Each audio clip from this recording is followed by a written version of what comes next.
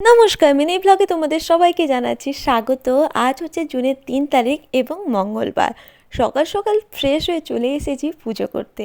পুজো হয়ে যাওয়ার পর তারপর এতটাই গরম, চলে গেছিলাম লস্যি খেতে। বানিয়েছিল ভাই।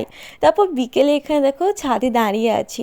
সন্ধে দেওয়া হয়ে গেছে, আর আমার না এই ছাদে দাঁড়িয়ে থাকতে বা বসে থাকতে না আমার খুবই ভালো লাগে। তাই কারণে এখন আমি দাঁড়িয়ে আছি। ঠান্ডা ঠান্ডা বাতাস বইছে তো তারই কারণে।